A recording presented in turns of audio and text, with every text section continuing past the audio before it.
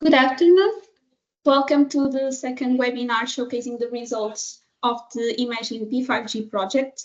Today we are excited to have with us the winners of Open Call 2 that will share the results they achieved through their work within the project. I'm Daniela Ferreira from Mobiware, which is the leader of Work Package 6 related to communication and dissemination, and I'll be your moderator for today. So, we'll start with a quick introduction to IMAGINE-B5G. IMAGINE-B5G is a STEAM-D project funded under the SNS2 Horizon Europe program, and our mission has been to explore and test advanced B5G technologies. We have targeted 7 verticals, and as you can see here.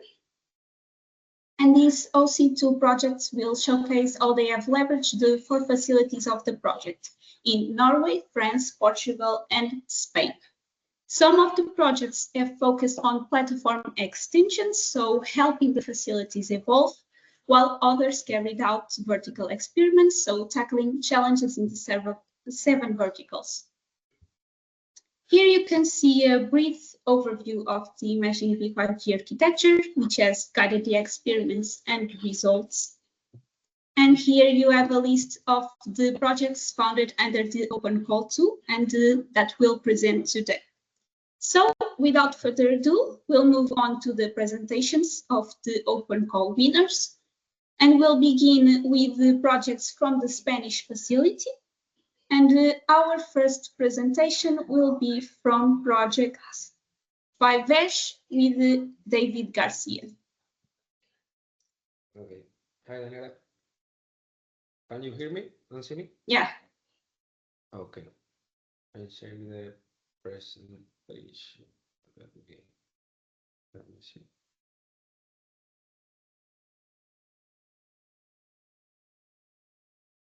Hear me, please, when you see the screen. Yeah, we can see it. Okay. Just not on presentation mode. Yeah, okay. That's good. Go ahead. Okay, perfect. Thank you.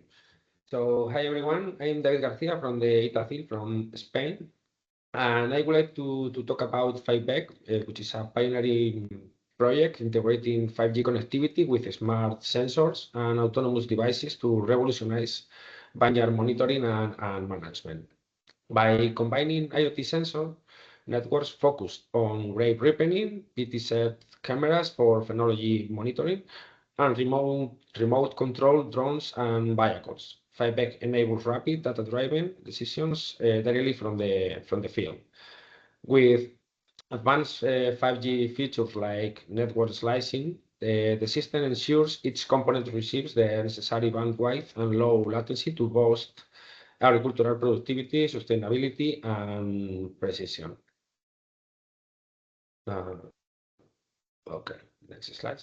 This vertical experiments project is carried out from ITACIL, the Agricultural Technological Institute of Castilla and León, SAIT. This is the field, and our dedicated wine center promotes research, characterization, and preservation of regional viticultural heritage while advancing new technologies adapted to diverse production systems. The Spanish facility in Matanza de Soria is that field in the video, and is the ideal test bed for the project, combining cutting-edge 5G connectivity provided by Nokia with exceptional vineyard and climate conditions. Okay, now let me introduce the core of our sensing technology. It's a network of 10 advanced IoT sensors deployed across the vineyard to monitor grape ripening in real time. You can see there in the picture. This sensor utilizes low-cost multispectral technology capable of detecting subtle change in grape color that occur naturally during maturation. The molecular structures in the grapes cause a specific change in how they reflect light at different wavelengths, which correlate closely with sugar accumulation and acid reduction as the fruit ripens. We have developed a machine learning model that analyzes the spectral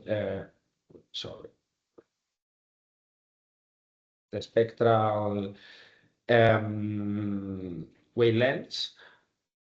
And this machine learning analyzes the spectral data collected by this sensor to estimate sugar levels, which is vital for determining the optimal harvest time.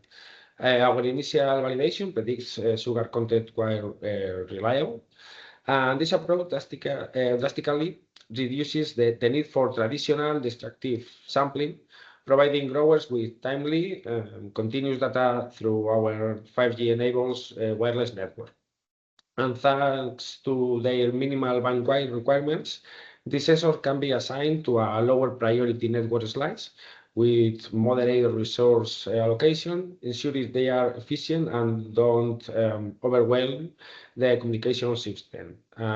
This network slicing, coupled with edge processing capabilities, allows for reliable and low latency data transmission over the 5G network, providing near real-time insights directly to the cloud infrastructure. Also, for PTZ camera system features 4 solar powered units strategically placed throughout the vineyard. These cameras provide high-resolution real-time images and video, allowing us to track the phenological development, as you can see here in the video.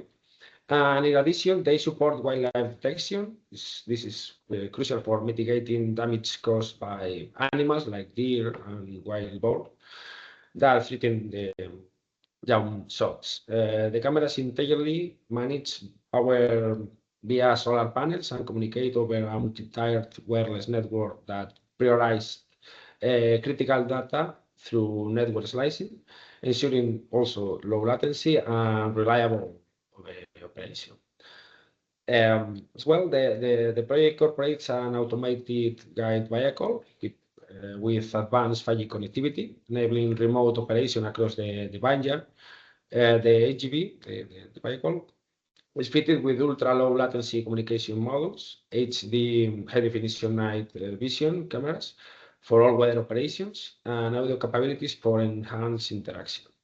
This technology simplifies the integration of state-of-the-art 5G communication with autonomous agricultural machinery for optimized vineyard management. There you could see the vehicle. Also, our drone system enables remote vineyard assessment using ultra-low latency as well, 5G technology for real-time control and high-definition streaming. In this case, an expert panel supervises flights, collecting aerial RGB imagery and physiological data during 1-hour missions. The drone's gimbal camera can be operated remotely using virtual joystick via secure data channels and advanced live streaming software. Pilot coordination is managed seamlessly by a trained operator, ensuring efficient, secure, and compliant flight operations. And all communication are prioritized and encrypted to protect data integrity and ensure the reliable of remote monitoring. Here, we present a summary of the main KPIs and KPIs considered in the project. Currently, we are preparing the final report to verify that all these indicators have been successfully achieved. And this will demonstrate our contribution to key societal values such as economic growth, innovation, and environmental sustainability. Well, as conclusion, the 5G delivers a state-of-the-art precision viticulture system powered by 5G connectivity and smart sensing technologies. By integrating these technologies, traditional winemaking can be transformed into a data-driven process, empowering growers with actionable insights that balance quality and environmental adaptation. I think we look forward to continuing our research and expanding this technology to further enhance agricultural innovation. Well, thank you for your attention. Thank you, David. We'll move on to the second presentation from the project 5G Beer2Fix, presented by Vasilis. Good afternoon, everyone.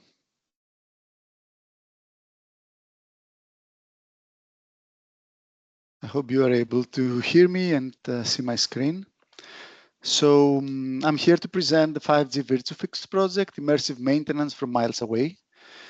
This project, the consortium of this project consists of two companies, two SMEs, Intelia ICT and Neuron AI. Just a few words about each one of them. Intelia is working on augmented virtual and extended reality. So we are developing applications for different domains, including protection of critical infrastructure, security and defense, and industrial environments. While Neuron AI is an AI ML startup in Greece, member of the Greek startup registry, the Elevate Greece, and in this project they worked on the LLMs and the personal assistants that were developed on board the device, the AR devices. So just a few words about the concept of the project, of the 5G VirtuFix projects. The project aims to support maintenance operations. So we consider two different types of users. One type of user is operating in the field, wearing monocular, lightweight glasses like monocular AR glasses. With the support of unmanned ground vehicles and AGVs in order to support the operations performed on site. And then on the other side, we have the remote experts that are there, that are sitting indoors in front of their screens, and they communicate with the remote experts in order to provide support and guide them during these maintenance operations. So the project assumes many different types of devices.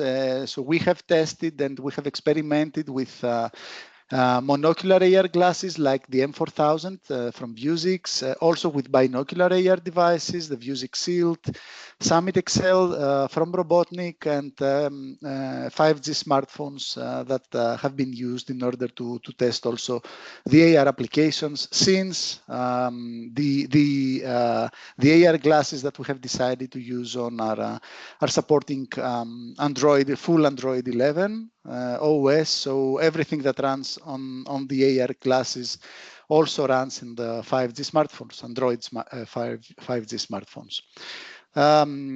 Very quick view of the features that we currently support and we have developed in the context of this project. So we offer real-time support for on-site workers through monocular and binocular glasses. Two-way real-time communication between the people operating in the field and the people standing indoor, supporting from remote.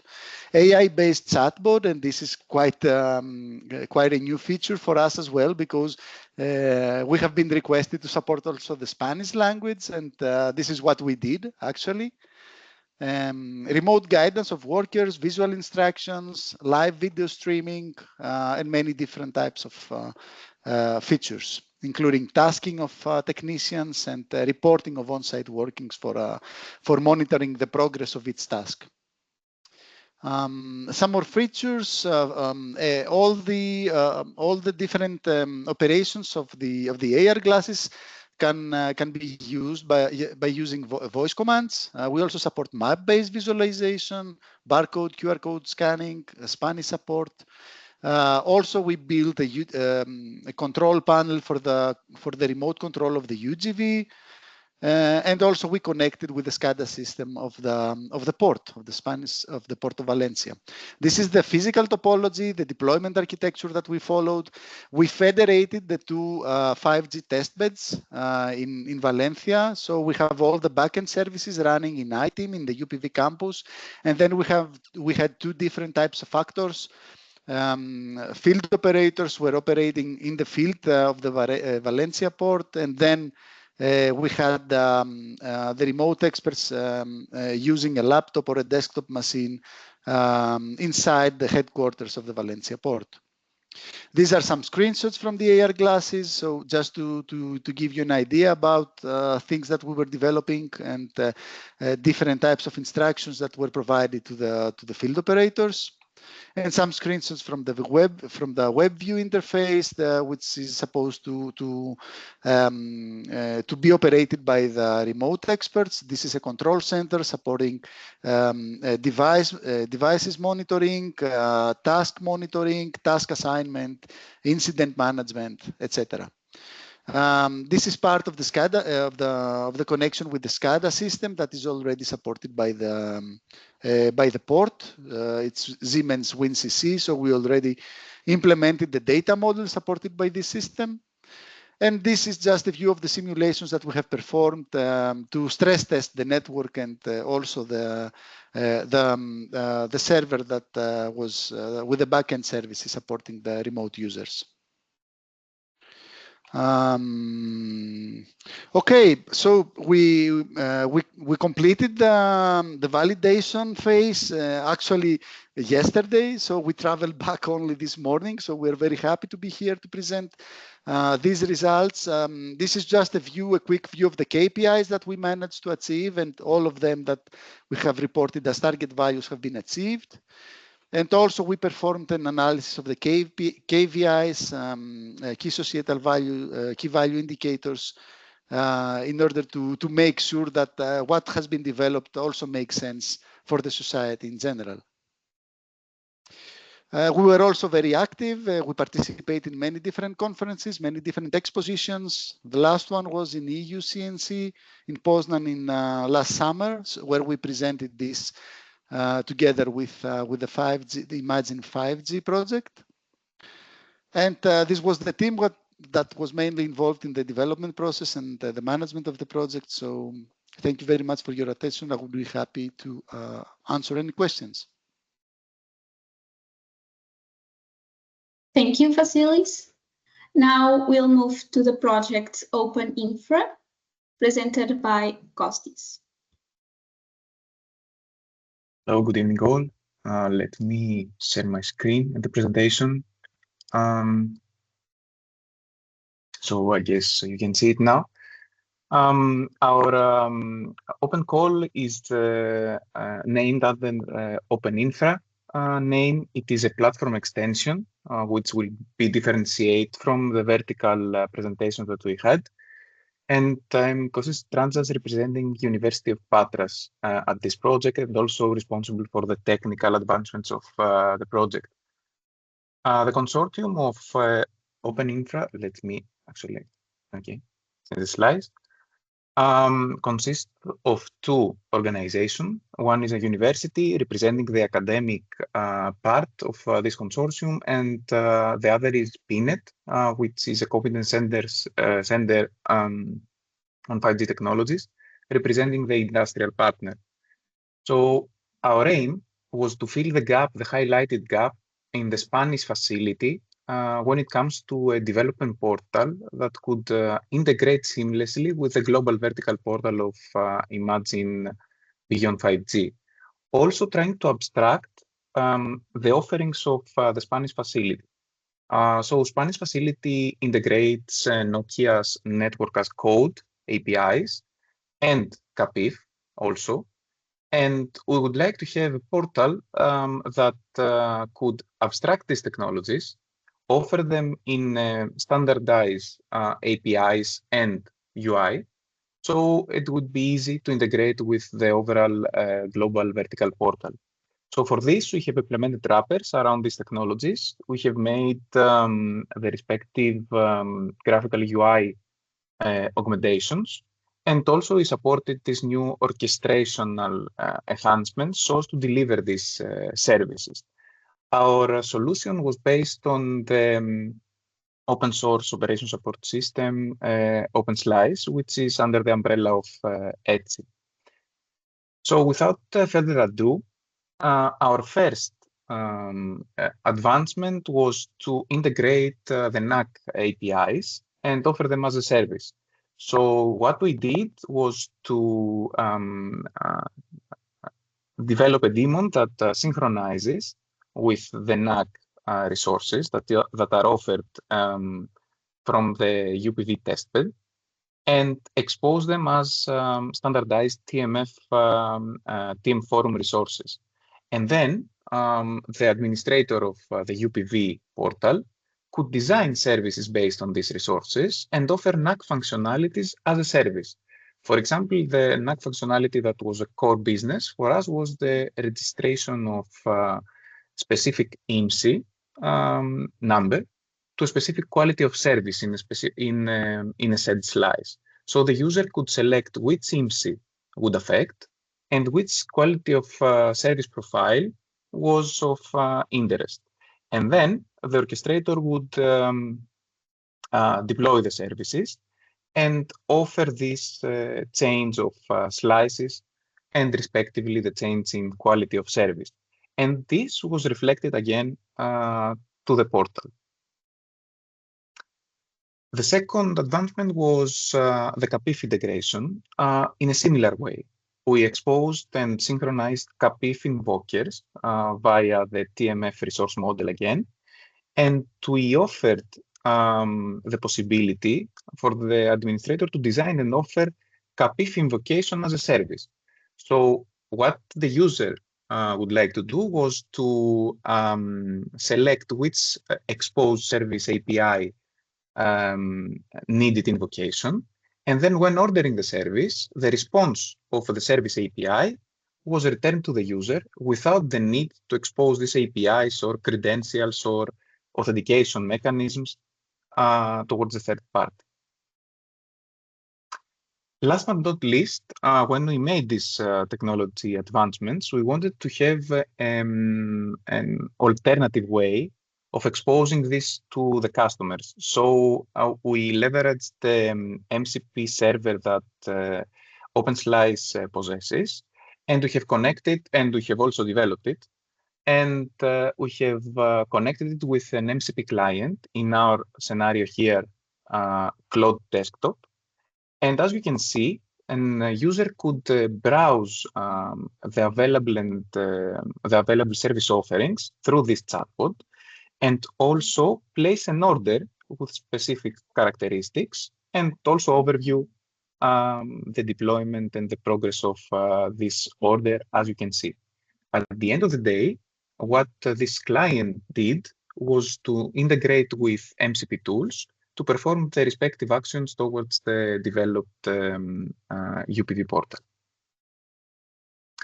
So to wrap up, what we tried to do and to impact the Spanish facility was to streamline the infrastructure management. So we integrated the proprietary NAC APIs and exposed the Spanish facility capabilities with standardized APIs. We developed, of course, a graphical user interface to facilitate the infrastructure management. And with this UI, we also enabled the administrator of the portal to design services that would be offered to the customers. And the customers, of course, would be other open call winners, where they could order specific offered services and leverage their functionality. And last but not least, I would like just to be on the notion of this time, we wanted to offer also LLM functionalities. So to offer the option of integrating with or interacting with the chat-like UI to perform the same actions. Last but not least, what this platform extension offered was the ease to integrate with other operation support systems like the IMAGINE-B5G Global Vertical Portal through TM Forum APIs, which are quite industry known and utilized. That would be the presentation. Thank you for your attention. If you have any questions, please reach out to me. Thank you. We'll now have the project Rescue 5G presented by Alberto Garcia.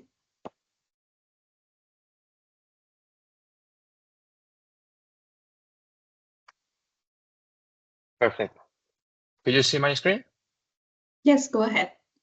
Okay, so hello everyone. My name is Alberto Garcia and I represent Fabit.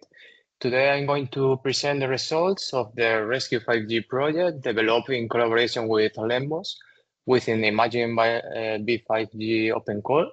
This project has been carried out and validated in a real environment in Valencia Port Foundation, which provided the perfect test bed to put the technology to work under real operating conditions. The project duration was 12 months. We set several key objectives ranging from high quality video transmission, AI-based analysis, network prioritization, and operational safety improvements. The key takeaway here is that all objectives have been successfully achieved and completed throughout the project. We follow a stage plan, lab prototyping and remote emulation at UPV, short water runs, and then the final on-site pilot in Valencia Port Foundation. Deliverable 1 has already been submitted, and the final deliverable 2 is ready to be submitted as well. Together, they cover architecture and integration plan, validation results, and dissemination activities. The Rescue 5G concept combines real-time port surveillance with artificial intelligence and USB, but the most important part is how this translates into real use cases. First one, coverage and quality analysis of the private 5G network. Next, floating debris collection. And finally, search and rescue scenario using a smart life jacket connected through 5G network to monitor and assist people in danger. These examples clearly show the versatility and real impact of the solution. Throughout the project, we achieved several key milestones that I would like to highlight. First of all, real-time video processing and alerting using web RTC for streaming, AI detection with YOLO and geopositioning. Object detection on live video streams with very low latency even over a private 5G network. Trials with unmanned surface vehicles transmitting 2 simultaneous live video streams and receiving GPS and telemetry data while maintaining a stable remote control. A 5G optimized control portal integrating video feeds, sensor data, and even supporting a floating debris collection system that was successfully tested. Remote deployment for rapid emergency response, which proved to be fully operational in real scenarios. An immersive dashboard for monitoring and controlling 5G coverage, giving operators full situational awareness. And finally, communication and dissemination efforts, including publication and outreach on professional networks that generated a strong visibility of the project. These achievements demonstrate not only the technical feasibility, but also the practical value of Rescue 5G. The tests were conducted both at the UPV campus and at the Valencia Port Foundation. At UPV, with 20 MHz of bandwidth, we achieved around 20-25 Mbps of upload, not for a single stream, but limited for key video and multiple sensors. At the Valencia Port Foundation, with 30 MHz, the upload increased to about 42.5 more or less Mbps, supporting 2 video streams plus telemetry data. Most importantly, the real throughput at the port reached up to 190 Mbps. This performance goes well beyond the minimum requirements for our use cases. It ensures a smooth 4K video, real-time sensor data, and full reliability for all use cases. The project concludes with the final demonstration at the port of Valencia Foundation, where all components work together under real conditions. And now we are going to see a very short video demonstration.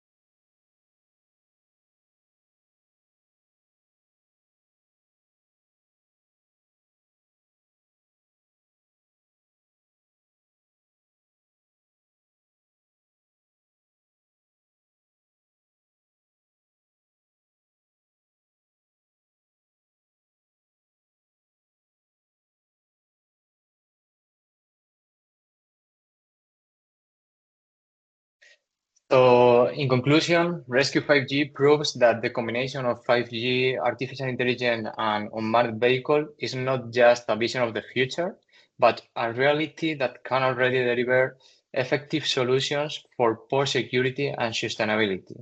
Thank you very much for your attention. Thank you. We'll now move to the last project from the Spanish facility, Holograms for Academia, presented by Rafael. Hello, can you guys hear me well? Yeah. Perfect. Okay, can you see my screen now? Yes, go ahead. Perfect. Hi, everyone. My name is Rafa Pajes. I'm one of the founders of Holograms. I'm here to tell you a little bit more about the project, Holograms for Academia, that we have done also with the Valencia facility. So just as a quick summary, I'd like to tell you what we do at Holograms. So we have this AI technology that allows us to take a photo, as the ones that you see in the top row, and turn them into a 3D model of that person. We use our own neural networks, our own generative AI models to be able to do that.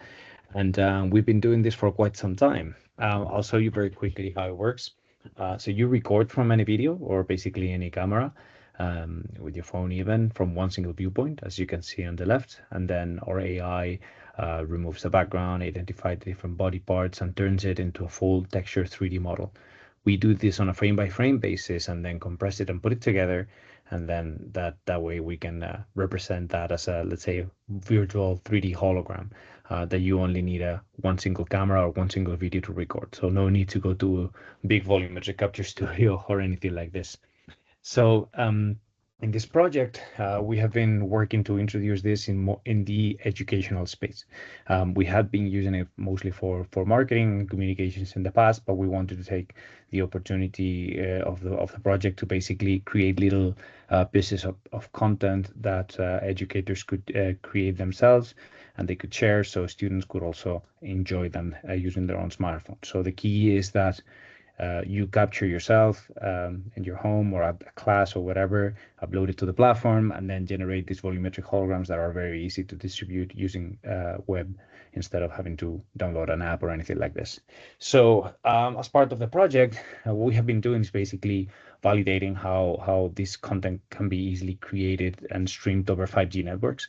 Because normally when we're using these for marketing applications and stuff like that, they are relatively short messages that can be pre-downloaded. But when you start to use them for let's say educational purposes or academic purposes, you need these sequences to be a lot longer, right? You need them to be out of a few minutes at least, and ideally even longer. Ideally, basically any length, which meant that we had to develop new ways or new technologies to be able to support it. And of course, 5G is quite an important part. So as part of the project, we have created more than 20 hologram messages. This means 20 pieces of content. I think there are actually more, like around 30 or 40, but these are the ones that I could keep track of quickly for this presentation. So educators that basically have recorded little pieces of content and distributed them with their own students. We have partnered with multiple universities and offered it for free in exchange of understanding how these students are enjoying it and liking it. And these include, for instance, like IE Business School or UPM in Madrid, UPV, of course, but also in the US, like the University of Arizona. So one of the parts of the project was creating this web platform that allows people to basically upload their own content, right? So this is more or less how the platform looks. You have a gallery with all the models that you have, and then if you want to create a new model, a new hologram, as we call them, click there. You can just drag and drop your own video. Here you have some examples of how it works. Let me see. So if you drag and drop your video, and I'll show you how it works with the video that I was showing you earlier, you just load it there, put your different names, some parameters, upload it, and then our backend is basically reconstructing that into a full 3D model. Once the model is ready, and you'll see with an example, you can inspect the model directly in on the web. This is just working on desktop, so this is me, as you can see over there. And then you can create directly a hologram message, which is basically a QR code. Go a little bit faster. A QR code that you can very easily distribute afterwards. So this is basically if you share it with somebody and somebody scans this QR code, they can see the volumetric video, the hologram in front of them just using their own smartphone. So as I was saying, as there's no really like a volumetric video format that is available for everyone, we have to develop our own streaming solution. So that way we could take advantage of the 5G networks, and that was basically most of the technical work. And at the end of the project, as you can see here, it works well. This is a long message. You see the streaming bar over here, together with the playback bar, but it also works really well with augmented reality. So the streaming solution works in both for mobile and also for desktop, and basically with some bit rates required of around 60 megabit per second in cases where the quality is a little bit higher, but we've seen that 45, it's already quite enough with this type of captures, but we're also supporting like high-end studio captures, like for instance, the one that they have in the Valencia facility. And the other thing that we've done is basically build this web VR environment where you can basically immerse yourself. This is also web-based, so no need to download anything or anything like that. Just go into a URL, and then you can place there different holograms. And this is an example, of course, of how it could work. We've also made, of course, all the player and everything open source, so it's relatively straightforward to integrate this. And our objective is that more professors will take advantage of the technology that we have developed, even with including some more affordable pricing for processing for academic purposes. And just to finish up, we've also done a lot of work in terms of dissemination. I was presenting this work last year at Stereopsia, and this year also at South by Southwest in the US, because they had like this education and storytelling track where I could present the work that we were doing and the work of the IMAGINE-B5G in general. But also we were the winners of this 5G challenge by the Portuguese telco MEO, basically showing the work that we had done for IMAGINE-B5G and the purpose of including these holograms in education. And hopefully there are a couple of POCs that are running right now also around education. So this means that the IMAGINE-B5G project could have been the seed of more work or more interesting R&D done in this space. And that's it from my side. So thanks a lot. Thank you, Rafael. We'll now move to the French facility. The first project that we'll be presenting is FireScan, presented by Anne-Sophie.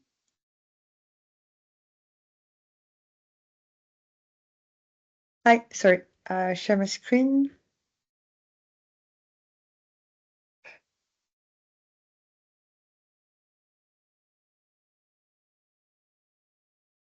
Can you see my screen now? Yes. Okay, perfect. Okay, thank you very much. So I'm going to present the project FireScan, which is a forest incident response and emergency security coordination and networking. The project was led by Midgard in collaboration with Airbus. So Midgard is developers in civil security department, so with a firefighter mainly, and has developed two tools. FireGuard, which help detect early sign of smoke, and SeedGuard, which helps coordination during firefighters' intervention, and Airbus, which we work with the Agnet tool, which help for the communication. So the goal of this project was to design, develop, and validate the integration of Midgard's two tools, FireGuard and SeedGuard, within the Airbus Agnet mission-critical communication system, leveraging the IMAGINE-B5G infrastructure to enhance forest fire responsibility and crisis coordination. The project aimed to accelerate emergency response by enabling real-time transmission of AI-driven fire alert from FireGuard directly to field personnel via Agnet-enabled device, enhance situation awareness with live video streams from drones and surveillance system through system and FireGuard system, routed through Agnet to operational unit, and improve operational coordination by synchronizing GPS data exchanges between SIGGUARD and AGNET for accurate localization and tracking in critical environments. So we had the two use cases, FireGuard integration with AGNET. The idea was to have really real-time alerting for the automatic detection in the FireGuard tool to be directly transmitted to first responders' smartphone via the AGNET mission critical system. The idea was to really enable transmission of also video stream from fixed surveillance camera for the first responder to understand the situation after the alert and to be able to decide what to do according to each situation. The impact was to really reduce response times through early warning capabilities, improve frontline coordination, and enhance safety for personnel. So we managed to do this integration.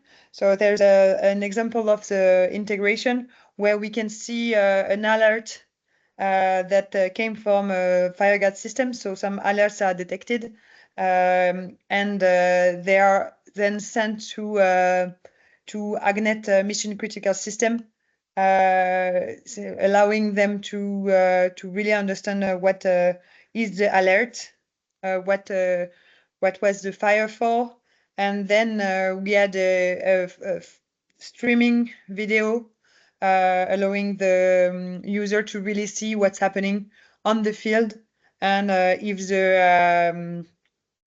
the fire is expanded or not. So here is the first use case, FireGuard integration with AGNET, and the second use case was SIGGUARD integration with AGNET. So SIGGUARD is a drone-based solution for live crisis monitoring and cartographic support. So the idea of this integration was to have live drone video transmission from the drone-based solution to AGNET in order for the first responder to have the information on their phones, on their smartphones, but also bidirectional GPS synchronization in order to have the GPS coordinates of the personnel on the field in the AGNET system and in the SIGGUARD system. And also to have a tactical mapping interface with information of everything that is on the field at the position that it is.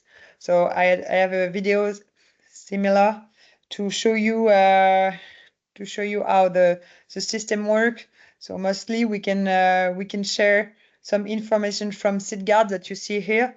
You choose the sharing method to AGNET, and then you find in the AGNET interface you find the information that have been shared, allowing the user to really see what's happening on the field. And in the other way, thanks to the system, you can geolocate a person with an AGNET smartphone on the map in order to really have an enhanced collaboration and enhance known of the intervention field. So we, in order to develop those two use cases, we had an experiment on June at the Eurocom campus in Sofia Antipolis. The full set, the experiment was done in two sessions. So an indoor session to validate the connectivity between the FireGuard and AGNET platform. An outdoor session focusing on video stream from drones and static cameras, using connectivity as well for verifying the transmission of fire detection, alerts, and multimedia message for the system. All through this experimentation session, we measured the KPI result, and these one were very satisfying, allowing to have the message in very low latency and throughput. The architecture that we put into place was quite easy. We had the Airbus AGNET platform, which was in the IMAGINE-B5G facility. and using the 5G network thanks to the AgNet communication and sharing information through a first responder smartphone. And also our solution SeedGuard and FireGuard platform was deployed in the Midgard data center. A WireGuard VPN tunnel was creating between these two platforms in order to easy integration. And internet was used to access to SeedGuard and FireGuard platforms through the operator smartphone. Also, video stream and telemetry and camera stream were transported by the 5G network. So here is the project. I try to do quick in order to not delay the 5 minutes. If you have any question, don't hesitate. Sorry, I just realized Thank you, I did not have my camera. Thank you for the presentation. So we'll move to the Norwegian facility, and the next project we'll be presenting is 5G Cedar, presented by Emma. Share my screen. Okay. So I'm Emma Takesh from Murenstoki, and I will be presenting our project 5G Cedar. So our consortium has two partners, Murenstoki and Amanville Ltd, and we joined the Industry 4.0 Vertical Experiment Group with the Norwegian facility at the University of Oslo. We tried to address two major issues in human-robot collaboration, one from the human aspect, which is that there is a lack of validated ergonomic assisting options for operators, and the other one from the robot aspect, that there are only wired or low bandwidth sensors that can be connected to the robots, and these excessive wirings can cause issues with the trajectory planning, and it makes it harder to create accurate digital twins as well with all these wirings. So our approach was to create a human-centered AR assistant that uses computer vision and data from a 5G-enabled wireless sensor platform that can be attached to the robot. We also wanted to test and validate it with network measurement and the user study as well. So here you can see the sensor platform that Amanville Ltd developed. As you can see, it can be mounted between the flange and the gripper of the robot. It has a battery operation, free video streams, 5G communication, wired 1G Ethernet interface, a USB interface for additional high-speed sensors, and it also has 40 configurable GPIOs. So for the human-robot collaboration use case scenario, we chose the assembly and disassembly of ball valves in the same robot cell with the help of an intelligent AR assistant. And for that, we needed to train our own computer vision model to recognize the parts of the ball valve, so we can help the operator to find the next part that is needed for the assembly, and also to help the robot to recognize the parts during the disassembly process, so it can pick it up and sort them into their own containers. For our database, we used real images and synthetic images as well. And on the right side, you can see how the camera attached to the sensor platform, we use it for the robot to recognize the parts, pick them up, and sort them. And as for the AR assistant, we used HoloLens AR glass to show holograms for the operators. Here you can see on the video that arrows are pointing towards the next part that is needed for the operator. We also used pop-up messages and different visualization techniques. So here, this is the arrow version. We also tried out bounding boxes drawn around the parts to see which one is more ergonomic for the operators. And during the disassembly process, while the operator disassembles the ball valve and puts the bigger parts for the robot to recognize, pick up, and sort, we also used a holographic valve to indicate to the operator when it is not safe for them to move to the collaborative workspace, because the robot is also working in there. And in case they penetrated this wall, then the robot would slow down and the operator would get a notification to move their hand out. And we tested our system in 2 operational environments, one at UIO in Norway and one in Hungary at the Humrenszaki laboratory. For the network measurement, we did a detailed performance measurement over UIO's private 5G network, and we tried to simulate a real-world scenario with all kinds of traffic that could happen in real life as well. So we ran 9 complex test cases, baseline and under load, and we tried to vary the packet sizes, bandwidth, and the loads as well. And on the left side, you can see a figure of this measurement. And we got really good results of these network measurements. So there is no packet loss at all, even under high load. And the response time and jitters difference was within the margin of error. The throughput also reached the target value. And our maximum packet size was limited because the network was not configured for jumbo frames. And finally, our user study.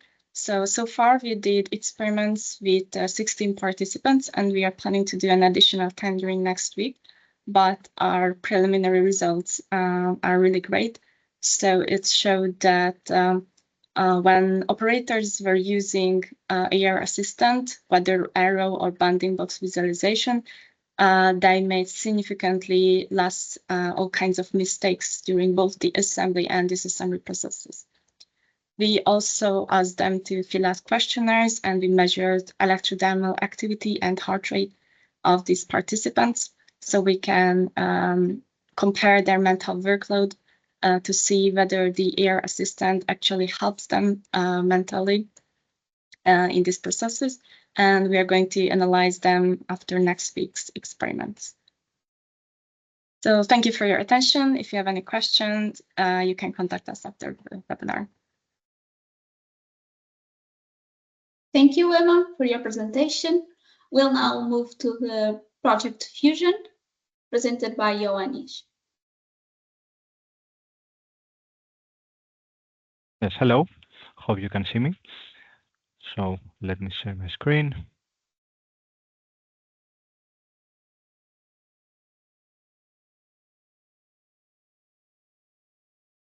Okay. So hi, I'm Ioannis Zanitis. I work at the ICCS, and I'm representing the project Fusion, which is a platform extension for the Norwegian facility of IMAGINE-B5G.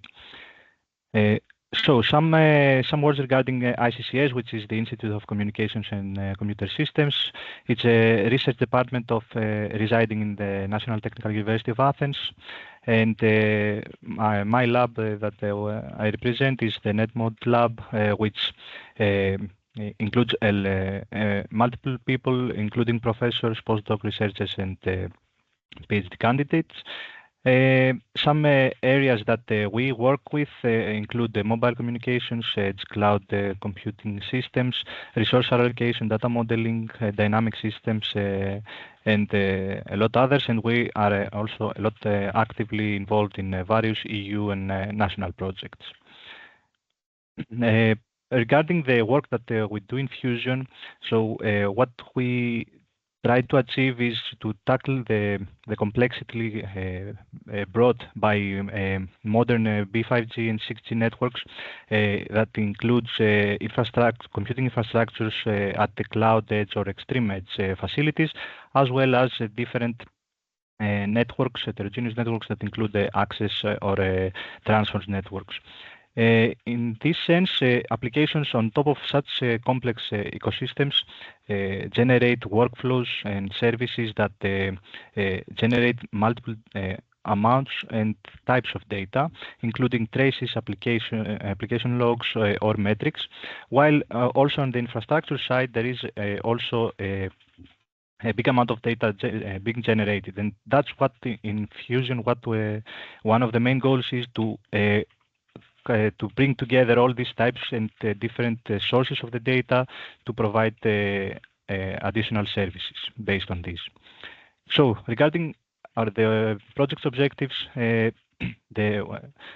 One big objective that covers the whole project is to create a unified data model that includes all these different types of signals, of observability signals, to create a generic framework that brings a lot of components regarding analysis and data management into a unified framework, to provide a series of APIs that gives access to all these components, as well as the data collected and their fused counterparts, and which also try to correlate and merge together different types of signals, and to provide useful analytics regarding the identification of anomalies or the identification of the root causes. So all these objectives were translated into a single architecture where we tried to create advanced data collection pipelines and data management components that take advantage of these collected data sets and to find connections between them. The data exposure layer provides access to all this data, while the data analysis and orchestration mechanisms try to provide different functionalities based on this. And one big part of the outcome of this project is also to give a visualized access to all this data, but also to the underlying functionalities. So coming to what we implemented there, we tried to, and we also used the Norwegian facility to deploy all these components. This includes different components for the platform. That includes data management, data analytics, and visualization components, and also the data collection agents that gather data from different parts of the infrastructure, and ingesting all this data into a single pipeline for the analysis to take place. Regarding the data collection deployment, we tried to provide also a manner to the users to include their own data sources and to support different types of deployments, and that includes the data sources that are actively pushing data to the platform, but also the data sources that need to be pulled from data lakes such as Prometheus databases. And what we achieved based on the integration there is that we tried to include two different types of data sources and to support both scenarios. Regarding validation, we tried to concentrate our efforts to providing an efficient data collection pipeline. So this included the KPIs such as latency, freshness, and the response times of the APIs and of the collected datasets, while also providing highly advanced analytics that provide accurate results, but also automate the specific processes as much as possible. So regarding the validation of the data collection pipeline, KPIs such as latency, age of information, request response times, and availability and reliability indicators were used to stress. So what we did was to stress the pipelines and evaluate their performance. While for the analytics that are executed in the platform, we tried to evaluate accuracy from different components, and also, of course, the mitigation and detection times and accuracy, so that which is a big part of the analytics that are executed in the platform. Regarding the Norwegian facility, where these components were executed and integrated with the data sources from the facility, we have deployed, and there was a continuous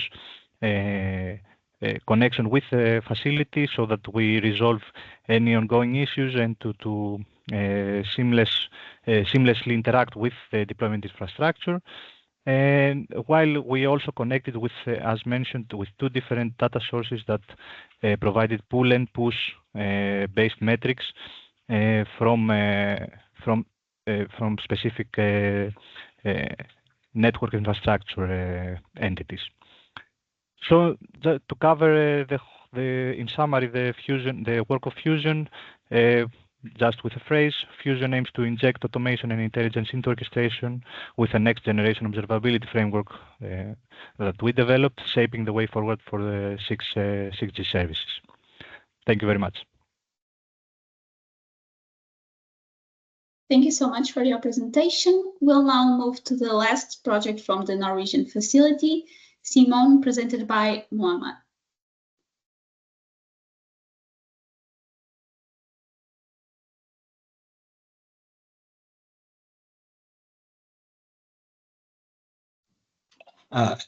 Hello, everyone. Do you see my presentation?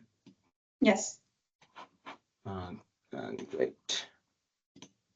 Yeah. Hello again. I'm Mohammad Raziullah from Karlstad University in Sweden, and I will present our project Simone, which I am coordinating. And this project is a educational vertical targeting Norwegian platform in IMAGINE-B5G project. So some background, I mean, this immersive remote education is actually can transform the way we learn, because the learning experiments become dynamic, engaging, and effective. And of course, it also removes geographical barriers. So basically, we can we can access high quality education anytime, anywhere. So today we already have virtual classroom with offline contents and remote meeting, but here the main step forward is having the communication immersive using both virtual reality and 5G and beyond 5G networks. So Simone stands for evaluating immersive communication for enhanced remote education. So here we have the consortium based on Karlstad University in Sweden, and there's SME named Softcode, also based in Karlstad. Yes, and the overall high-level goal is to evaluate how 5G and beyond 5G 5G network helps to provide immersive communications. And the result will be applicable for a wide range of subjects. I mean, from health training to any art and music to engineering education. So any academic subjects that requires demonstration will be a good candidate for immersive communication. So in detail, the Simone, we have two objectives. First, to build the end-to-end solutions based on virtual reality and beyond 5G networks in the Norwegian platform, and then to validate the solutions using experiments, including user trials. So to implement our solutions, we have used a number of technologies. So WebRTC for streaming, and then Unity 3D for VR platform, and also OpenGL. So in one side, we have 360-degree camera that sends 360 videos, and these videos are consumed in the other end in the headset, where we have a special apps that developed in Unity 3D to consume this stream. So earlier this week, we were at UIO to validate, I mean, to have the experiment. So we have done a number of KPI testing and also KPI measurements. So in the KPI testing, we have used Qualipoc software that's from Roger Schwartz, and against a number of server for different KPI measurements like throughput, latency, etc. So we had a server at UIO, and also we consider servers in KAU and Stockholm. So we haven't really unpacked all the measurements, but that we will do in the following weeks for the second deliverable. Then also of course, we integrated our solutions, vertical solutions on UIO testbed, and then we invited participants for KPI measurements. So basically, we looked at several societal factors like engagement, technology, acceptance, and inclusiveness. So here you can see like we haven't really processed other results, but the latency in the application layer, we see that the latency is between 350 to 380 milliseconds. So basically, it was kind of seamless to the user, so they didn't really notice any delays. So we had 14 participants, and so for to have the immersive experience, we had a rebus challenge type of game. So participants are so there was some puzzles there. So participants were asked to solve the puzzle while they are looking at the 360-degree streaming coming from the source end. So the idea is to have some experience so that they can also answer a few questions regarding the engagement and how good the technology was for their acceptance and the flexibility of use, etc. So the next thing will be to process the other results that we collected, both KPI and include that in the deliverable. So for the dissemination, so we were invited by DRIVE project. It's a national project in Sweden. DRIVE stands for Data-Driven Latency Sensitive Mobile Services for Digitalized Society. So next, in 9th of October, we will have the Simon demo again in Telia facility in Gothenburg, and in DRIVE workshop. So that's it for now, and thanks everyone for listening. And if you have any questions, you can of course reach out to me. Thank you. Thank you for the presentation. We'll move now to the Portuguese facility, and the first project we'll have is M2 XP5G, presented by Carlos. Hi. Yes. Let me share my screen.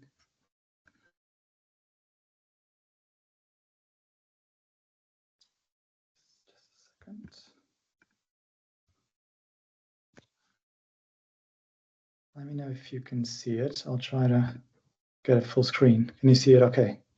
Yeah, go ahead. Sorry, let me go back to the beginning.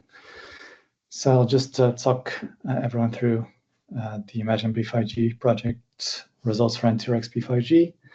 A reminder of what we were trying to achieve: really build a decentralized AI architecture for tourism services, multi-agents, so a network of agents collaborating with intelligent routing and delegation to solve tasks for end users, that delivers context-aware recommendations and XR, VR content served automatically based on the user context, where we're optimizing the edge performance versus our native cloud performance, and with the real-world 5G testbed validation through this hybrid architecture. We've done essentially 3 sets of trials. The core platform integration, where essentially we've rebuilt a lot of the components of the slow travel platform to fit in with the IMAGINE-B5G infrastructure.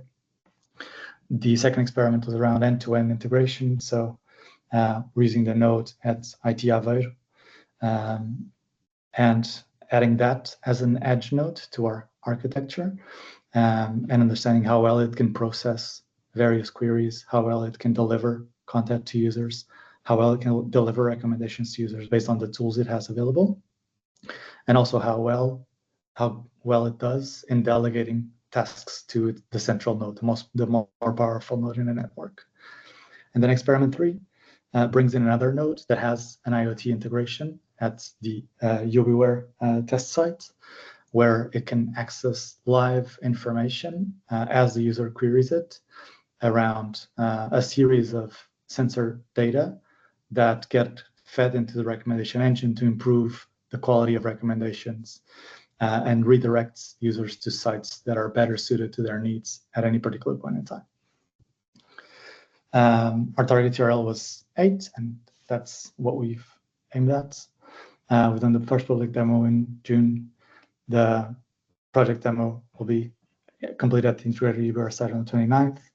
The large-scale demo at Aveiro Tech Week with a large event in Aveiro. We've done all the connectivity scenario testings except for one around slicing, and I'll talk a little bit about that.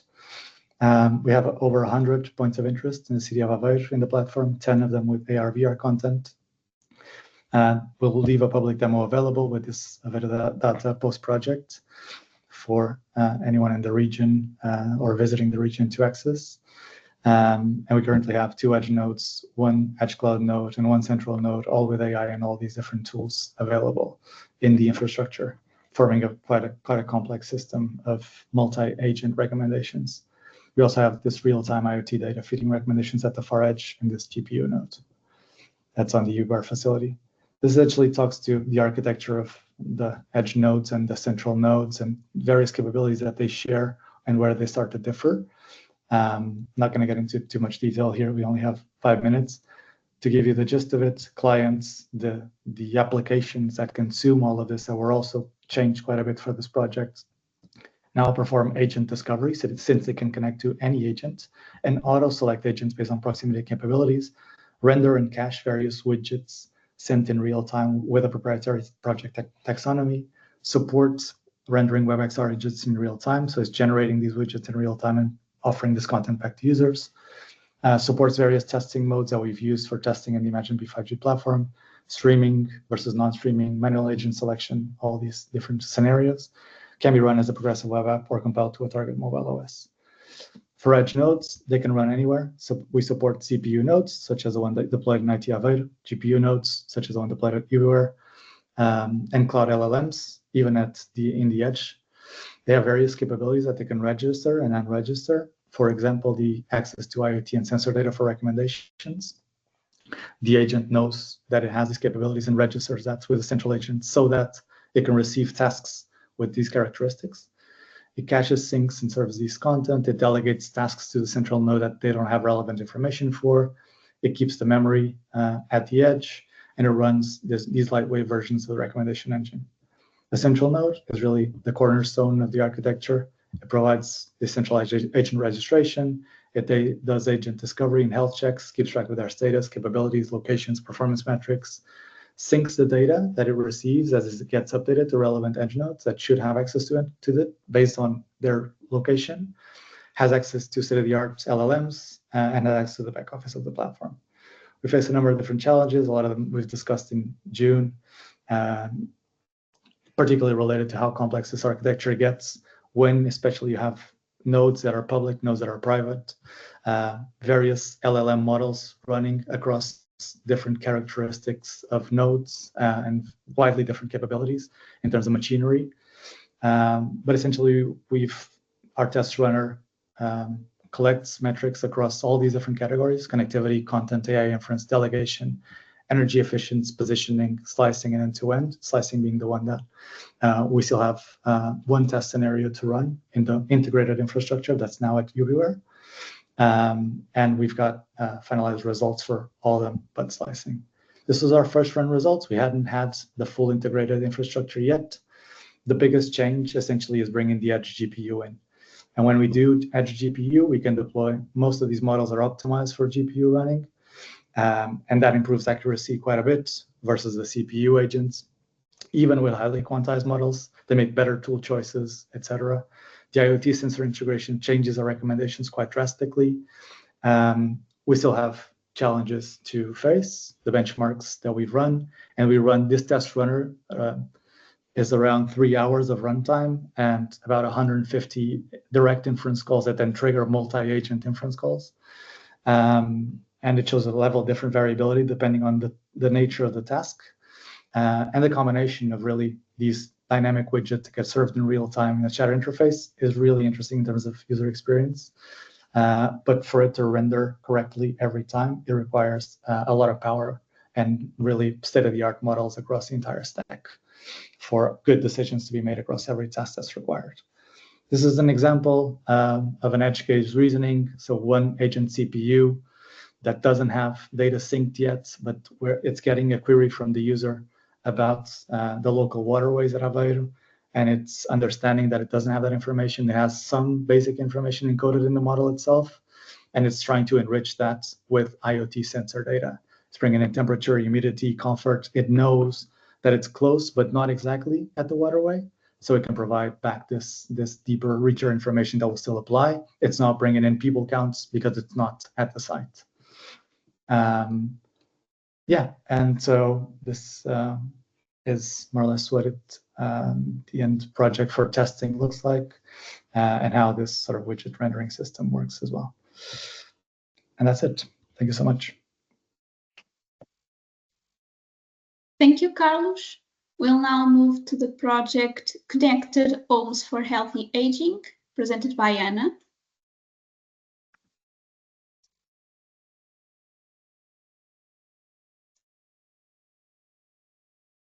Hi, everyone. So can I share my screen? Okay.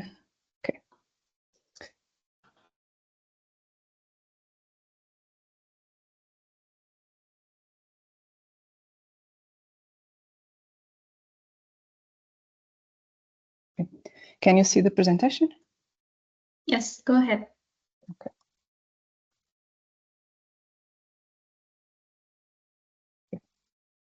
So, good afternoon, everyone. My name is Ana Rocha, and I will be presenting the latest results for the project CHA, which stands for Connected Home for Healthy Aging. The main aim of this project is to transform independent living for older adults through 5G-enabled smart homes. So we have two different scenarios. One is a gamified virtual gym, and the second one is low-intrusive activity monitoring. So just for some context, this project is related with an umbrella project, Casa Viva Mais in Portuguese, which can be translated to Home Living Plus in English. And the main objective is to develop new solutions for smart homes that promote a healthier and dignified life at home. This umbrella project is a partnership with the industry, and we already presented this last time, so I will just show here the picture of the real house that was built, and we will use to deploy some of the solutions. So back to the SHAP project. We have here the whole work plan, but in the last months, July to September. Sorry, Anna, we aren't seeing the slides you are presenting. I think we just see the first one. Okay, sorry.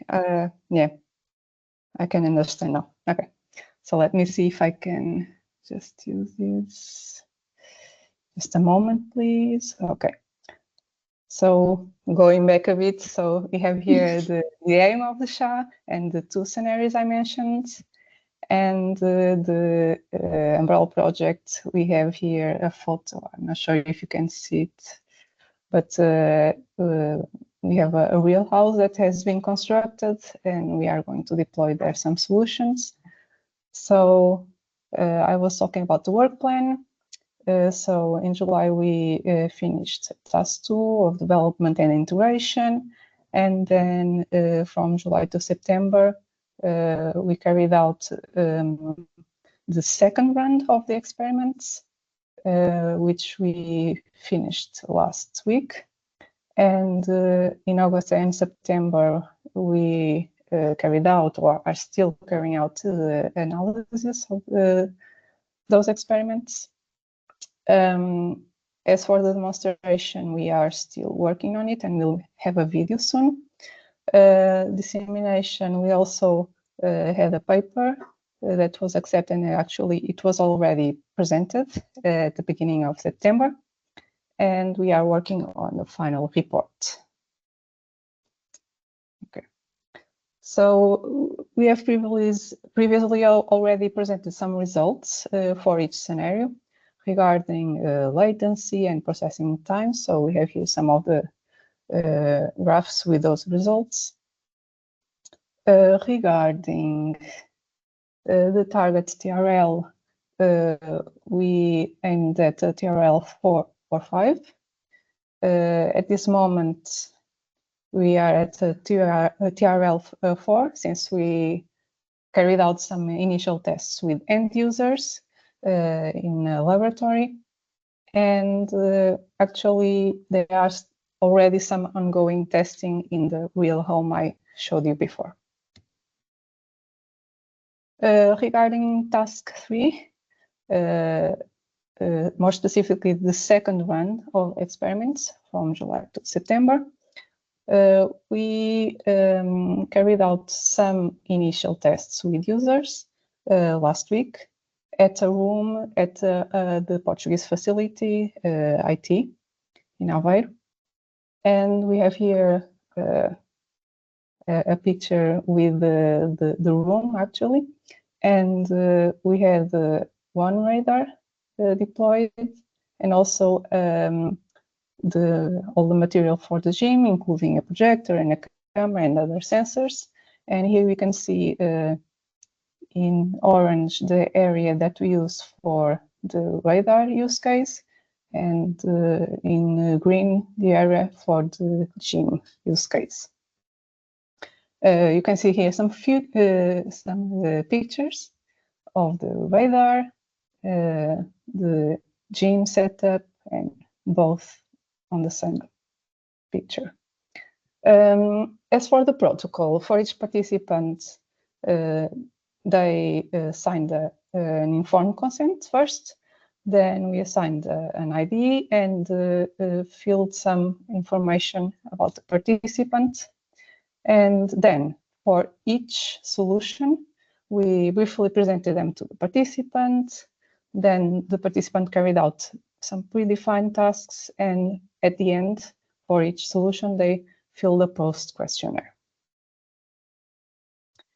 I will not go into details, but for the gym, the participants were asked to carry out 3 types of exercises and also interact with the system using speech. For the radar, we had 4 tasks where they were asked to walk and then visualize activity information using a dashboard in a tablet. Here we have some pictures of one of the participants for using each solution. So we had 3 participants. Their age was within 3 different ranges, so between 18, 40, 41, and 55. And we also had 1 participant between 56 and 65 years old. 2 of them exercised only a few days a week, and the other participant almost every day. And they all use a smartphone or tablet daily. Regarding the results, for the gym, we can see here the answers of the participants to the post questionnaire. So I will only highlight that for most of the questions we asked, the results were good. So the mean ranged between 3 and 4, which it's considered good. For the difficulty, actually, 1 is very easy, so the results were also good. So the participants consider it was easy to carry out the exercises. For the radar-based activity monitoring, the results were very positive overall, and I will only like to highlight that for regarding intrusiveness and privacy, all the participants said it was not intrusive at all, and it doesn't affect their privacy. And they also also answered that the solution was very useful. So to wrap up, as I already mentioned before, we already finished the experiments, in this case, the second run of experiments in September. We are currently analyzing the results, and we are preparing a video with a demo. Regarding dissemination, as I mentioned already before, we presented a paper at ACM Good IT at the beginning of September, and we are preparing other papers for submission in the future. We are also working on the final report, so the deliverable D2, which should be ready next week. Thank you. Thank you, Ana. We'll move on to the next project, which is Optimeter, that will be presented by Enrico.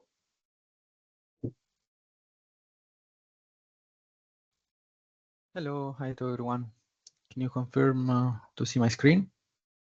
Yes. Okay, great. Okay, so basically I will present Optimeter, that is open and programmable telemetry for disaggregated monitoring of energy and resource consumption in beyond 5G experiment and research. And basically is a platform extension for the second call of IMAGINE-B5G. 5G.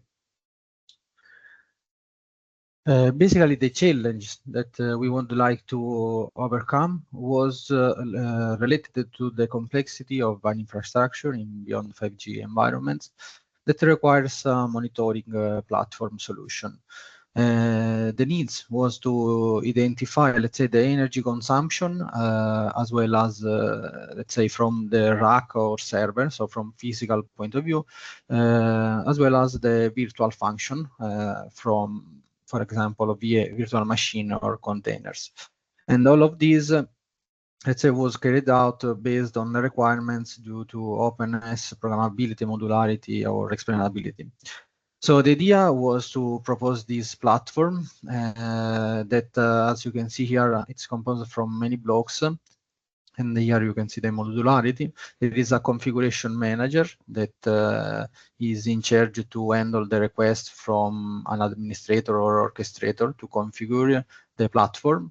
And the platform is based on this adaptation layer. And here there are the main extension done to the platform in order to collect from several data sources. In this case, as we said, the objective was on computational resources and energy resources, both on physical and on virtual, let's say, assets from the data center, so from the SUTS Technology University in Aveiro. Basically, the data were stored in a Kafka bus for real-time, let's say, data stream, or in Influx database for historical queries that, of course, are open source software. So it's respect, let's say, the requirements that we proposed earlier. So basically, here we can see that we achieved an improvement of the Aveiro facility, since it has been installed several power distribution unit, which are basically smart plugs that were provided from networks in kind to the Aveiro data center in order to monitor the energy consumption from the rack or server level. Several open source agents has been, let's say, installed in the data centers. For instance, Scaphandra or Kepler for retrieving this virtual energy monitoring, as well as Scaphandra, Proxmox, Kubernetes, OpenStack, which provides, let's say, information related to the instead computational resources, so CPU, memory, disk, or network traffic. At the end of the day, let's say the picture of the data center is the one that you can see here in the picture. Basically, the gray one are the power distribution unit, in which you can see the outlets where the servers are plugged in. So each service is depicted mainly here, as you can see the physical machine in which it's installed a proper operating system, for instance, Proxmox or other let's say tools like OpenStack, as well as cluster Kubernetes in case it's a virtual machine. And then we have the monitoring platform in a machine that basically retrieves all the data both from physical machine and virtual machine or from the power distribution unit. So the key results that we achieved in this project basically was to be able to monitor more than 100 physical devices, both in racks or in a table, so let's say, as well as to develop these 6 plugins. So the plugin has been, let's say, extended or enhanced or created from scratch.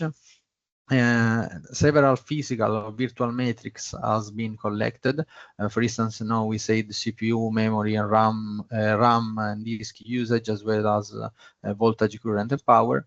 And overall, let's say during the test that we performed, the platform achieved a very good result, both in terms of configuration, collection, and retrieval. Let's say that was in the order of milliseconds. Basically, this was done, the impact that it had was about the energy, because we achieved also an integration and a collaboration from another project from the Open Call number 3 from Neuronet. Since they realized that this, let's say, this example for optimizing the workload in the data center based on some energy consumption. It has been done also and presented, let's say, a demo in the EUCNC 2025, and the overall, let's say, TRL that it has been achieved is around 6, since the platform, let's say, has been demonstrated in a relevant or actual operational environment, but it was just a portion of data center. At the end of the day, let's say, the conclusion that we can state is that, let's say, this monitoring solution has been provided and deployed in the Aveiro facility for monitoring or for making experiment in general in these beyond 5G networks. And as future work, let's say, we can say that what we can do is to monitor, to start monitoring for a longer period of time, let's say in a more challenging environments, as well as it is always possible, thanks to the modularity, to create new plugin, let's say, for new data sources. And this is all. Thank you. Thank you for the presentation. We'll now move on to the project Cognate Care, presented by Bruno.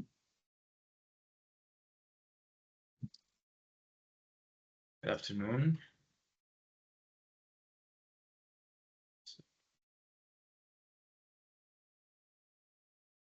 You're seeing the presentation? Yes, you can go ahead. Okay, so I'm Bruno Vieira from NeuroInnova. I will be presenting Cognate Care. Cognate Care has the main objective of to project the leverage of 5G networks to support innovative applications for cognitive health. So we're focusing on 2 key tools, Brain on Track, which is a medical device certified remote cognitive screening platform, which enables the early detection of cognitive impairment. And we'll also we're focusing on the Neuro on Stride, which is a remote gait monitoring. It's a solution that allows us to track the walking speed and motor function in daily life conditions. And by combining these tools with the 5G to aim for a good low latency and high fidelity data. So regarding the Cognate Care, the integration of the remote cognitive screening and monitoring solution aims to evaluate the stability and performance of 5G to assess accurately and achieve accuracy and reflect the best possible way the cognitive performance of the person being tested.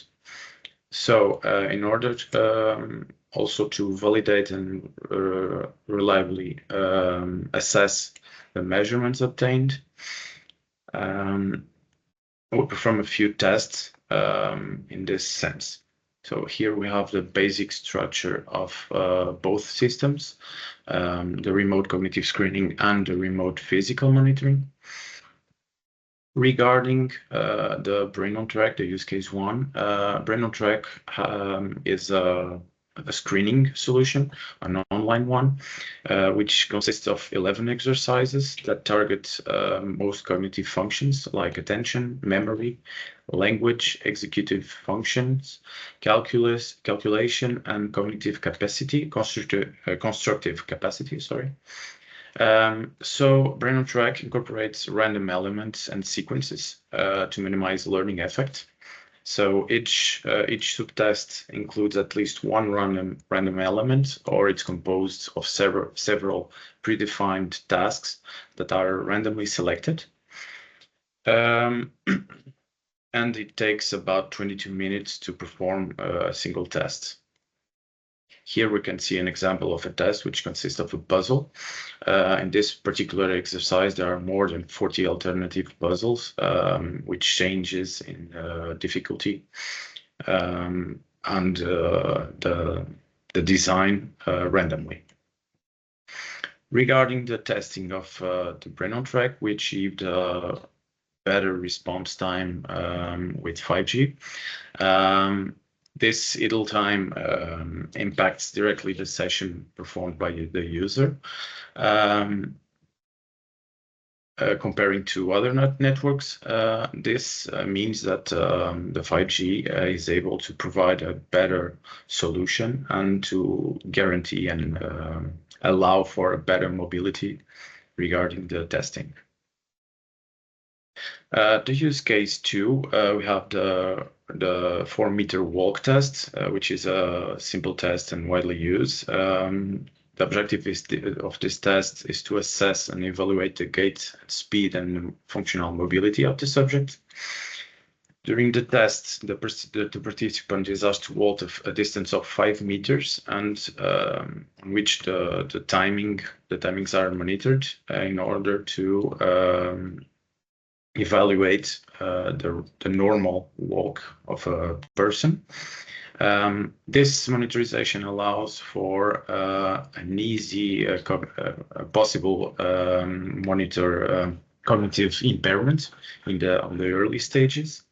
So for this test, we used an high precision GNSS receiver that was strapped to the subject being tested, evaluated, and the RTK corrections were sent throughout 5G in order to highly improve the accuracy of the system. So to test it, we use photocells to have the most optimal timing capture. And we did some testing to try and see which were the best results. Usually this test is done just by timing. And in this case, we did both with several persons doing the timing sequence and with the GPS to try and compare the data after. We developed an app to do this type of monitorization, and our tests proved that the GPS with RTK corrections over 5G had the better results with a lower error average. Regarding the rest of the persons that were evaluating the walk. So as I said, the results from the RTK receiver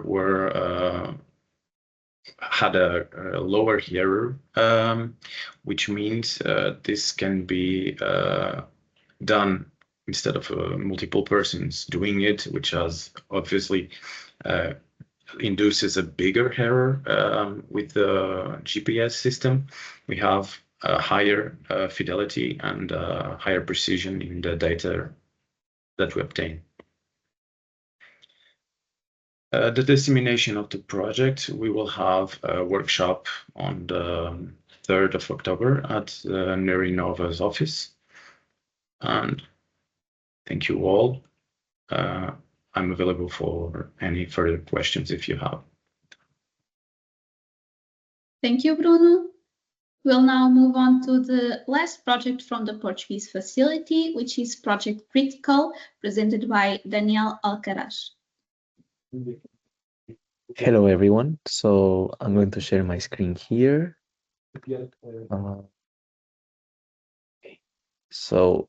Well, I would like to walk you through our use case today, through our project, Project Critical, and we hosted by RedSync and Altis Labs. So first of all, I would like to show you a little bit and walk you a little bit through what we're going to see today. And I'm going to show you a project overview, the experimental facility onboarding, the trial timeline and execution, and also the KPIs, the results, and the societal impact, as well as the project outcomes. So first of all, here, I would like to show you a project overview. So our project, Project Critical, has two main components. It has sensors, biomedical sensors, and also it has video. So you can see here on top of our diagram a use case of, for example, an accident where we need to have a patient to be taken to a hospital by an ambulance. So thanks to our technology, which is compounded by sensors and also live video, all of these transmitted securely through our cloud and through the network. It permits an expert, a clinical expert on the other side, on the other point of view, to see real-time information about a patient. And time here is critical, and time also helps to really save lives and make a difference. So we can actually start actuating on the patient before it gets to the hospital and know the exact clinical condition. So here I would like to show you in more detail our components. So first of all, we have our set of sensors. So this is what we call the green box. So all of these sensors, they can be an ECG pads that measures heart rate. It also measures respiration rate, skin temperature, also blood pressure cuff, SpO2.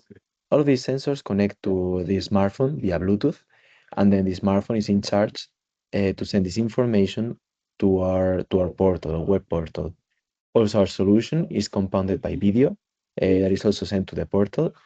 And basically what it works is a camera that is worn, and it actually allows for transmission of live point of view video of the patient.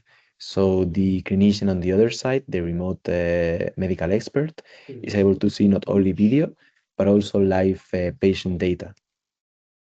So to show you a little bit how everything works and how the backend is working, basically we have two layers, two slices, where we connect our system. So we have an enhanced mobile broadband slice that actually allows for high bitrate video stream.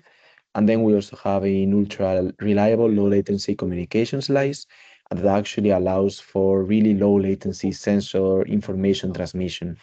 So one is thought for video mainly, and the other one is thought for sensor, for high-speed communication. Some of the challenges we faced at first were the Bluetooth network connection to the sensors, and we were able to solve this thanks to RedSync and Altis collaboration. So here, about the trial we executed three main trials. One of them was in early May. That was mainly done by Altis locally with a remote support from RedSync. So Altis were following our instructions and doing all of the trials and the testing, initial testing with our system. Then in mid-June, we performed a second trial where RedSync went to Aveiro, to Altis Labs, to actually do the sensor integration and do a real functional test with all of the equipment there. And then we had a third trial in Altis Labs that mainly consisted of a final demo with a complete end-to-end use case, also with the main stakeholders being present. So for the third trial, I would like to show you a little bit what we did. So we did two use cases. We did a polytrauma pathway use case where we involved sensors and also video in order to perform a remote trauma unit. And then we did a second use case of a hospital at home. So for the hospital at home, we involved a simulated low acuity patient that was stabilized and monitored remotely. Here you can see one picture from our last trial. This is at the Altis Labs facility, And basically here you can see, first of all, a simulated patient that is wearing our sensors right now. And also you can see a local medical clinician that is actually providing video as well as assistance to the patient how to wear the sensors. All of this information is being transmitted thanks to Altis Labs network and our smartphone to the actual web-based hot desk that shows in real time video as well as sensor information. I have here a video for you that I can show. Let me play it. So here you can see, first of all, that the video is in real time and is moving as my head is moving, thanks to our hands-free camera. And then you can also see on the right, next to the video, these sensors just showcasing information as well in real time. You can see skin temperature, you can also see the respiration rate, you can also see heart rate, as well as the blood pressure. All of this is transmitted in real time, and you can also see history and also graphs if you scroll below in our hot desk. So our hot desk not only is able to transmit video, but also sensor information in real time. So here you can see a little bit about the KPIs, the KDIs, and the main results and societal impact. So for the video latency, we targeted under 300 milliseconds. We achieved 11 milliseconds, so that is a great video latency. Same for the sensor latency. We targeted at first 25 milliseconds, and we achieved 77.5 milliseconds. For the uplink throughput, we targeted a speed of under 20 megabytes per second. We achieved 8.83 megabytes. Then the time to treatment, we observed a reduction in time to treatment. The target value was 3 minutes, and we achieved 2 minutes 30. Then the sensor data continuity, we observed a 100%. That meant that the sensor never stopped transmitting information, and everything was smoothly being continuously transmitted to our hot desk. We also had a GPDR audit, and it was validated and fully concluded. For the KPIs, we could observe a reduced patient treatment to time. We also saw an improved access in remote areas that don't have easy access to hospitals. We also saw a reduced hospital load that also led to fewer carbon emissions.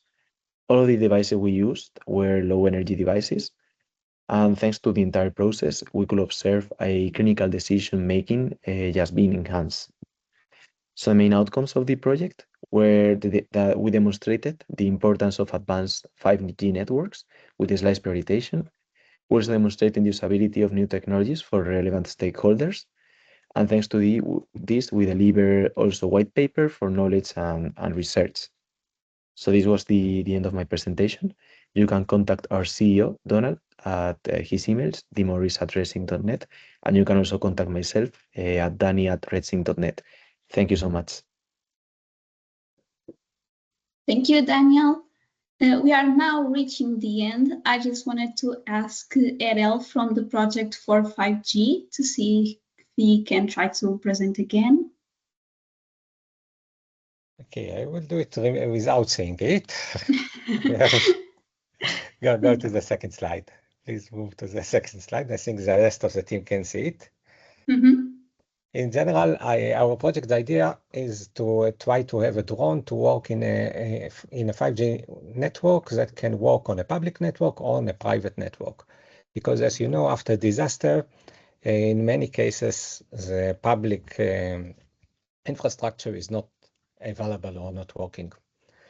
So the focus is on firefighting, and we are focusing specifically on how to make search and rescue and detection much faster compared to existing drone, because as everyone know, a drone is not something completely new and are quite heavily used in many cases. Can you switch to the next one? So the architecture, I think, is the most important part, because we discovered the hard way that is not very simple to take a system, let's say, that work on a commercial 5G network and to make it work on a standalone 5G network, because not all the hardware is compatible.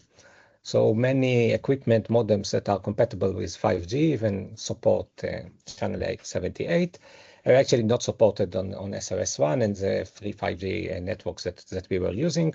So we had to actually adapt all the network infrastructure of the drone in order to support the specific equipment that can work on the 5G. And for this, we add a second modem actually to the drone. We prepare our own router and we route all the information going from the drone to a command center, which has a second 5G modem, so the system can work on a standalone 5G. In general, our system include, the next slide. In general, our system include two modules. One is a dual-based AI-based camera that can monitor two frequency band to find out smoke and actually doing imagery. And the second sensor is mobile phone detector that is designed for search and rescue and actually to find out a missing person in a forest or in an area where the visibility is very poor. If we look at the drone, you see it's actually a quite a large drone, mainly due to the fact that we need to support the standalone 5G, which include camera, which include mobile phone detector, including the routers. Actually, it's all included inside.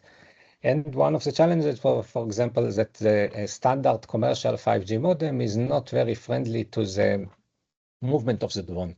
So it has to be make more robust to support drone operation.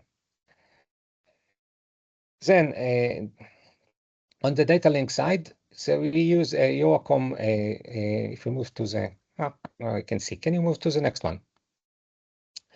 We use a Eurocom facility. We came there twice, and we have done multiple tests in terms of connectivity and to check how connectivity works and what is working, what is not working. We also done homework later at our place trying to replicate what is not working until we find out what is working. And the result is basically saying that not all 5G equipment is compatible with 5G standalone.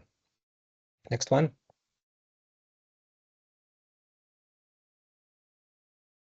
We have done range test result, and the test shows that we can fly at Eurocom facility for around 60 meters, which is good for laboratory testing, but not good enough for drones. There is a need to transmit in higher power, which is of course a little bit problem when we talk about a standalone system, because the licensing for high power transmission is much more complex to receive.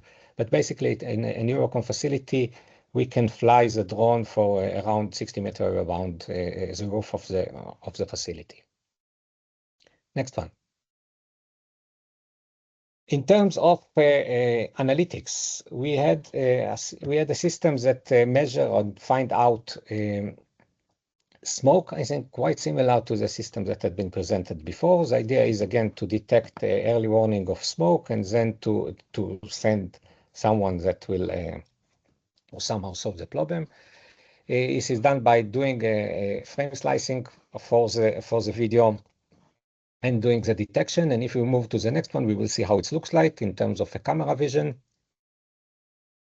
So if you see, there is a small fire on this field, and the detection is done, and the automatic detection is able to detect a very small fire, which is less than 20 centimeters. And this picture is taken from a drone and with the same fire detection algorithm. Next one. Smoke detection, the idea is the same, but the algorithm is different. So we are detecting separately fire and smoke, and we can detect smoke as long as this can be differentiated from the air with a density of 0.8 to 1.2 gram to square meter.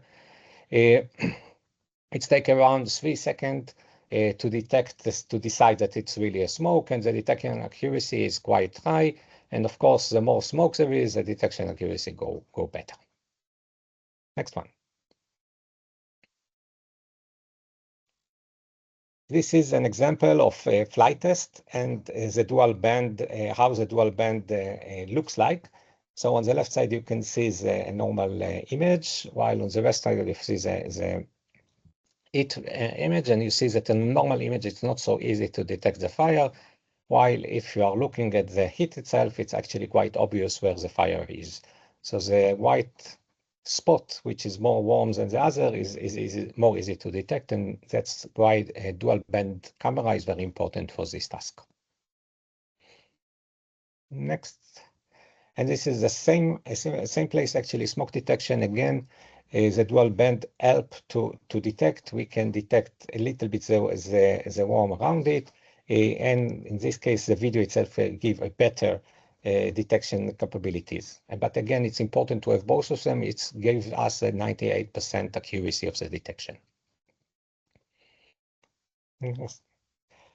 So if we are coming back to try to summarize the result, 5G is definitely efficient and definitely can serve as a drone. Maybe not a huge surprise, because drone can operate on even in 4G, and I think also on 3G.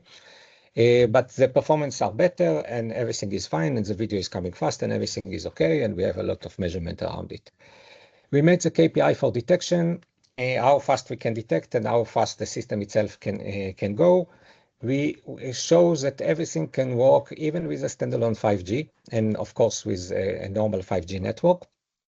And this part needed to be another, let's say, more verification on a larger scale, because the range test that we have done is only in a very low power system. And finally, this kind of systems that can work on cellular and can have a backup that will work even if the cellular network is not operating is a big improvement for operational capability, because it reduces the need to use a special communication equipment with a drone. So basically, you can take your drone, just connect it to the network, and if something is going wrong, you need to switch to a standalone and bring of course, your standalone network. But in 98% of the time, your system is much simpler. That is the main keys for ourselves, and here you can see some nice pictures taken in France. Thank you, and sorry for the inconvenience on the presentation.